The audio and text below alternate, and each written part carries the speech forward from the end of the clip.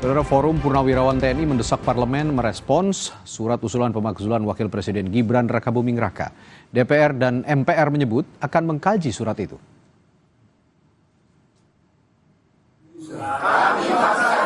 Forum Purnawirawan TNI kecewa sikap DPR yang belum merespon surat usulan untuk memakzulkan Wakil Presiden Gibran Rakabuming Raka. Surat tersebut dikirimkan ke DPR dan MPR pada 2 Juni lalu. Namun hingga 1 bulan tak ada tanggapan.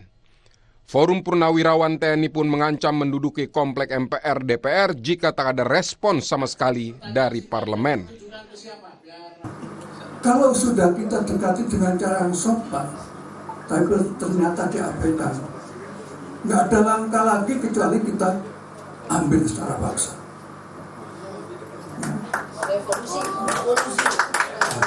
Harus, ya. Kita duduk ke MPR, Senayan sana. Oleh karena itu saya minta siapkan kekuatan. Ketua DPR Puan Maharani menyebut belum menerima surat Forum Purnawirawan TNI. Namun Puan bilang bakal mengecek kembali dan berjanji pimpinan DPR bakal mempertimbangkan langkah yang bisa dilakukan terkait usulan pemakzulan Wapres Gibran.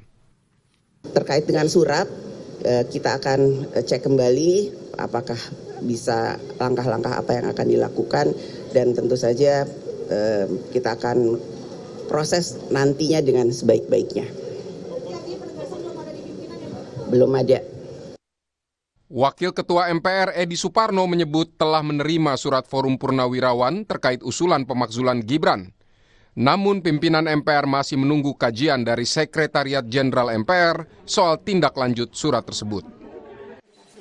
Ya, kami juga sudah menerima surat itu. Tentu kita sedang menunggu hasil kajian dari Sekretariat Jenderal MPR tentang tindak lanjut atau permasalahan yang memang menyangkut surat tersebut. Jadi kami sifatnya dalam hal ini menunggu hasil kajian untuk kemudian kita lihat bagaimana kajian yang dilakukan oleh Sekretariat Jenderal MPR. Wakil Ketua Umum Jokowi Mania Andi Azwan mempertanyakan urgensi dari tuntutan pemakzulan Wapres Gibran Rakabuming Raka. Menurutnya, usulan tersebut tak akan diproses DPR. Ya, di mana kesalahannya? Pertanyaan saya. Satu, apakah dia berkhianat pada negara? Apakah dia korupsi? Dan sebagainya. Kan nggak ada itu bukti-bukti yang mengatakan itu. Dan tidak ada putusan pengadilan yang mengatakan itu. Memang semuanya itu tergantung dari elit. Tapi kalau lihat konstelasi politik yang ada sekarang, insya Allah tidak akan. Oke, Bung Refli. Koalisi pendukung pemerintah Prabowo Gibran saat ini merupakan mayoritas di DPR. Hanya satu fraksi di DPR, yaitu PDIP, yang bukan bagian dari pendukung pemerintah. Tim Liputan Kompas TV. DPR belum memproses surat usulan pemakzulan Wakil Presiden Gibran. Lalu mengapa? Kita bahas bersama Ketua Umum Solidaritas Merah Putih Sylvester Matutina dan juga pakar hukum tata negara Bivitri Susanti. Saya ke Bung Sylvester dulu. Selamat malam, Bung Sylvester dan Mbak Bibip. Selamat malam. Baik. Selamat malam, Bang Ladi, Mbak Bivitri. Saya ke Bung Sylvester dulu. Ini kan DPR ini kan lembaga politik. Nah, kalau sekarang suratnya belum direspons, ada catatan nggak soal ini? Menurut Anda ini taktik atau strategi politik atau justru memang ya dibiarkan saja begini? Ya, saya sebagai anak bangsa melihat bahwa DPR sudah melakukan hal yang terbaik, terus smart dan juga bijaksana ya, karena memang tidak ada urgensinya dan manfaatnya surat dari para purnawirawan ini buat bangsa kita. Bahkan menurut saya cenderung hanya menjadi ajang untuk adu domba antar anak bangsa. Jadi kalau saya melihat bahwa fakta-fakta hukum yang diajukan berlandaskan surat ini kan antara lain yang sebenarnya sudah selesai ya. Contoh mengenai putusan MK 90. Terus putusan MK mengenai etika itu kan sebenarnya udah selesai semua. Jadi dari awal ya kan waktu pendaftaran itu kan Mas Gibran itu kan teman-teman anak-anak muda itu kan mengajukan ada 21 pihak ya mengenai Undang-Undang Pemilu nomor 7 2017 pasal 169 huruf Q, yang mana akhirnya salah satu dari mereka yaitu saudara Almas dikabulkan oleh MK sebagian daripada gugatan itu. Dan itu kan sudah final and binding. Terus putusan MK juga mengenai etika itu kan akhirnya sudah dianulir dengan putusan petun dari Pak Anwar Usman. Nah, jadi menurut saya harusnya teman-teman ini ya kan, kalau memang nggak mau kemarin itu berkompetisi di Pilpres, harusnya Pilpres kemarin tuh diboikot gitu loh. Ya kan, nggak usah lah teman-teman 01 sama 03 ini ikut ya kan. Tapi kan ternyata mereka berpikir bisa menang. Bahkan Ibu Mega sama Adiana Pitupulu mengatakan akan sanggup mengalahkan Prabowo Gibran dalam satu putaran. Begitupun pihak tim Anies. Bahkan kalau nggak salah kemarin juga teman-teman membuat film Dirty Vote dan sebagainya.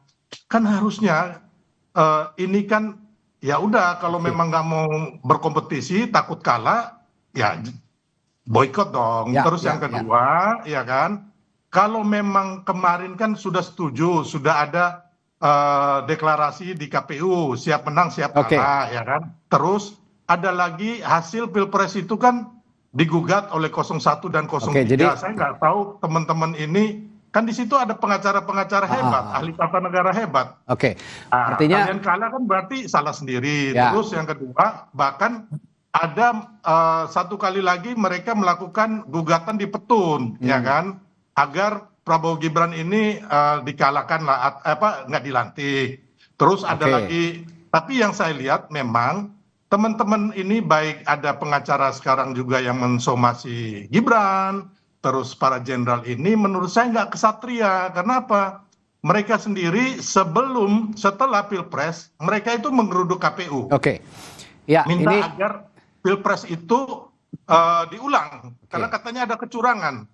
Tapi kan anehnya, gugatan mereka ini kan nggak bisa membuktikan adanya kecurangan itu. Termasuk yang somasi dari para para pengacara ya, yang sekarang Itu mensomasi. perspektif. Jadi intinya saya bilang tadi, dasar-dasar hukum dan fakta-fakta hukum yang diajukan para pensiunan ataupun para pengacara yang mensomasi Mas Gibran ini nggak ada sama sekali gitu loh. Itu perspektif dari Anda ya. Konyol dan membodohi rakyat kita gitu loh. Baik Gus Silverster. Tapi bagaimanapun kan DPR ini lembaga negara begitu. Meskipun ini lembaga politik tapi lembaga negara. Saya juga akan tanyakan juga dari kacamata atau perspektif apakah hukum tata negara begitu, Mbak Bivitri, kalau melihat sikap DPR yang sekarang cenderung mendiamkan begitu ya. Ini sepertinya mendiam, kalau kata Bung Silverster tadi ya smart, biar saja didiamkan karena tidak ada urgensinya. Tapi bagaimanapun kan ini lembaga negara begitu. Apa implikasinya jika ada surat, ini kan surat resmi yang masuk begitu, didiamkan ataupun juga direspons oleh DPR? Apa implikasi hukum tata negaranya kalau menurut Anda?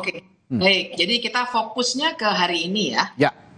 Dengan sedikit klarifikasi tentu saja, saya kira kita jangan menggeneralisasi ini yang mengajukan adalah Purnaweran TNI. Dirty vote itu nggak ada hubungannya dengan 01 ataupun 03. Kalau masih belum clear silakan dicek lagi. Tapi kita fokus di hari ini dengan mengatakan bahwa DPR itu konteksnya dalam hukum tata negara adalah wakil rakyat. Kalau ada siapapun yang mengajukan surat apapun, terlepas dia mau Purnaweran TNI kah, atau tukang bakso kah, atau siapa saja, harus direspon. Kalau misalnya DPR merasa bahwa ini nggak cukup kualifikasinya nanti seperti apa, tapi tetap untuk mengambil putusan atau keputusan bahwa hal tersebut tidak layak untuk dilanjutkan kah, atau misalnya ada masukan lain dan seterusnya, harus dibicarakan dulu. Yang dipermasalahkan adalah argumennya, sebenarnya itu bukan argumen, lebih kepada alasan dari ketua DPR bilangnya saya belum terima tuh, kemudian menyalahkannya pada staf administrasi. Itu yang saya kira sebenarnya perlu kita soroti dalam konteks hukum tata negara. Harusnya itu kan hal kecil ya. Kalau memang ada persoalan politik yang mereka belum selesaikan, juga nyatakan sudah terbuka. Intinya proses dulu kalau ada surat masuk, karena ini adalah tugas dari DPR sebagai lembaga legislatif. Pasal 7A 7B jelas mengacunya kepada DPR. Harusnya begitu meresponsnya. Kalau mengacu ke tatip, ini gimana kalau menurut Anda, Mbak Bibip? Kan DPR juga punya tatib merespons hal apapun yang dikirimkan kepada DPR, termasuk surat ini. Ya, jadi dalam tata tertib DPR itu memang aturan mainnya tentu saja mengagendakannya dulu ke dalam rapat paripurna, dan biasanya untuk menentukan agenda apa yang akan dibahas dalam rapat paripurna itu ada rapat BAMUS atau semacamnya. Ya. Jadi badan musyawarah itu isinya memang pimpinan fraksi. Jadi kayak mini DPR-nya ya. Mereka yang menentukan. Nah, kalau kita cek apa agenda rapat paripurna yang sudah terjadi, karena mereka memang baru selesai reses kan, itu belum diagendakan sama sekali. Nah, dalihnya adalah suratnya belum ada. Padahal kita semua tahu, saya yakin bahkan Mas Radli, saya sendiri, dapat tembusannya kan, karena itu surat terbuka. Artinya argumen bahwa saya belum lihat tuh, belum tahu tuh, itu argumen yang juga semacam menghina akal sehat juga gitu. Kenapa sih tidak diselesaikan saja?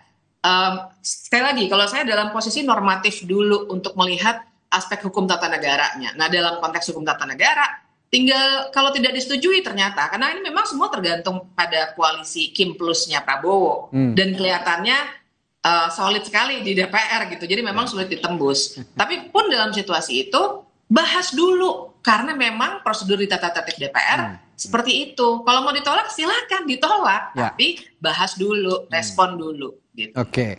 Nah, ini juga saya ke Bung Silverster kembali. Ini kemarin sampai ada ancaman dari Forum Purnawirawan TNI kalau misalnya tidak direspon juga, saya datangi DPR, kami duduki DPR, kami datangi DPR. Anda ada reaksi soal pernyataan dari Forum Purnawirawan TNI ini, Bung Silverster? Ya, ini kan manusia-manusia konyol ya yang saya lihat. Mereka hanya mau egoisnya sendiri gitu loh. Jadi dalam hal ini kalau belum direspon ataupun direspon, apapun mereka akan tetap mendudukin DPR MPR itu. Itu kan keinginan mereka. Karena yang saya bilang tadi, mereka pada dasarnya tidak rela ya Prabowo Gibran ini berkuasa. Dalam hal ini mereka memang orang-orang yang kemarin satu, pertama kalah ya, kembali lagi. Yang kedua, memang mereka setelah Pilpres, mereka itu mendemo KPU gitu loh. Ya, terus intinya bahwa apapun nanti yang dilakukan DPR, itu pasti akan disalahkan juga. Termasuk mereka menyalahkan Pak Prabowo, kan lucu. Gitu loh, apa hubungannya Pak Prabowo dengan pemaksulan? Kan Pak Prabowo itu kan lembaga eksekutif gitu loh. Ya, jadi menurut Anda residu-residu kemarin Pilpres gitu ya? Jadi intinya mereka menyalahkan Pak Prabowo kan, ada yang bilang juga kan teman-teman kan kemarin juga ngomong bahkan kalau Pak Prabowo mau ya tinggal aja dia perintahkan fraksi-fraksi di DPR itu untuk bergerak.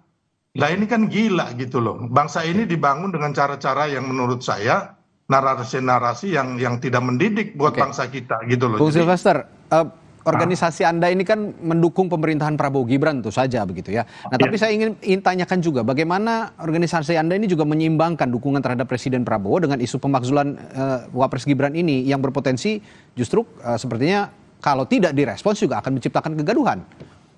Ya, kita menerangkan kepada masyarakat bahwa ini sebenarnya suatu hal yang mengada-ada gitu. Tidak benar gitu loh orang-orang ini kan. Dan itu yang sekarang ini kita mencerahkan kepada masyarakat gitu loh. Terus kalau kita mau kembali lagi mereka bikin surat, kita bikin surat juga mau ngapain gitu, atau mereka mau menggeruduk DPR MPR, kita juga turun. Akhirnya kan yang rugi kan kita sebagai anak bangsa kan dipecah belah, dan ini maunya mereka gitu loh. Jadi kembali lagi saya berharap ya kan ini kan udah selesai gitu loh ya kan. Segala macam prosedur ketatanegaraan sudah dan konstitusi itu sudah dijalankan ya kan. Makanya saya bilang ya kalau kami minta ya stop aja. Kenapa? Nggak punya dasar dan fakta-fakta hukum yang jelas.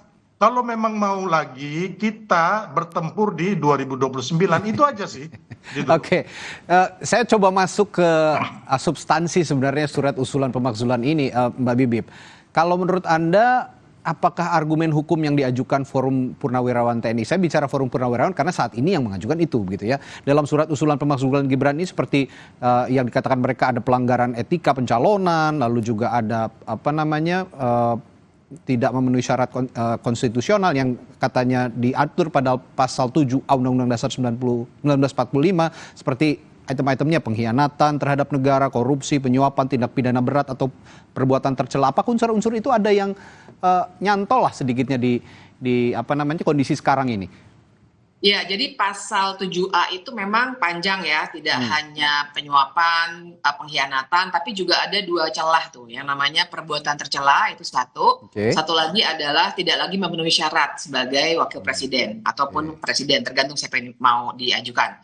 Nah, kalau kita lihat suratnya itu mengacunya memang ke putusan 90, itu yang skandal Paman Usman itu ya. Nah, buat saya sebenarnya itu nggak strategis tuh diajukan sebagai sebuah alasan. Kenapa nggak strategis? Jadi kalau misalnya sempat dikatakan waktu itu kan juga rame misalnya Pak Jokowi bilang itu harus dua-duanya. Secara normatif tentu saja itu tulisannya presiden garis miring dan garis miring atau wakil presiden, jadi bisa salah satu. Tapi kan sebenarnya maksudnya Pak Jokowi yang tersirat adalah kalau yang di soal putusan 90, tidak mungkin Pak Prabowo-nya nggak tahu. Tidak mungkin koalisi Kim plus Kim, itu waktu dulu ya. Belum jadi plus, itu nggak tahu. Jadi kalau misalnya putusan 90 yang diangkat, nah kalau catatan saya sih itu tidak strategis sebenarnya. Kalaupun para purnawirawan itu ingin secara serius, atau siapapun yang ingin secara serius menyoal hal-hal tertentu yang kaitannya dengan Gibran, harusnya ya, karena tentu saja saya tidak ada kaitannya dengan purnawirawan dan seterusnya. Mereka cari sebuah perkara yang akan terisolasi di Gibran sendiri. Kalau putusan 90 mau tidak mau kita harus katakan seperti itu. Nggak mungkin itu koalisi nggak tahu sampai dengan keluar putusan 90 yang heboh itu. Dan apalagi pasal 7B-nya mensyaratkan nanti setelah DPR kan ke MK.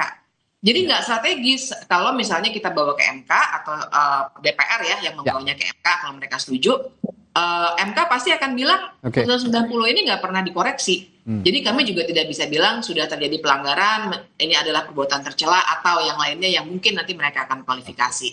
Jadi itu ya saya kira nggak kuat kalau putusan 90. Tapi dari diskusi malam ini saya pikir kesimpulannya adalah ya respons saja dulu dari DPR, perihal itu mau ditolak, mau diterima, direspons saja karena ada implikasi politik bagaimanapun karena DPR ini lembaga negara, terkhusus adalah lembaga politik. Begitu kira-kira ya. Baik, terima kasih Bung Silvester dan Mbak Bibip. Boleh saya tambahkan sedikit ya? Ya silakan, singkat saja Bung Silvester. Jadi gini, usulan itu kan menurut teman-teman, menurut saya, Bang Ferry Amsari sendiri pun sangat lemah. Dan tadi Mbak Bivitri juga mengatakan baru mau mencari. Jadi apa yang harus kita perdebatkan itu nggak ada. Mbak Bivitri baru mencari, baru mencari alasan. Karena apa yang mereka katakan tuh ada 4 alasan pelanggaran prinsip hukum dan etika itu udah nggak bisa masuk ya, MK dan sebagainya. Yang kedua fufu-fafa, yang ketiga itu kepatutan. Ini nggak masuk semua gitu loh. Jadi ini konyol. Hanya bikin malu bangsa kita gitu loh. Kalau saya ya mengatakan ini orang-orang yang nggak ngerti hukum, nggak ngerti konstitusi, tapi karena kebencian akhirnya mau mengadu domba kita sebagai anak bangsa. Ya, tapi saya itu. Konteks pembicaraan kita malam ini karena DPR masih diam, kita tuntut DPR untuk bersikap saja dulu begitu. Karena bagaimanapun yang tadi saya bilang lembaga negara, DPR itu adalah lembaga negara yang terkhusus juga berkecimpung di politik begitu. Ini yang harus disikapi supaya juga tidak gaduh dan politik di kita juga bisa kondusif begitu. Baik, terima kasih Bung Silvester dan juga Mbak Bibip telah berbagi pandangannya di Sapa Indonesia Malam kali ini. Sampai jumpa lagi, selamat malam. Terima kasih Mbak Bibip. Terima kasih.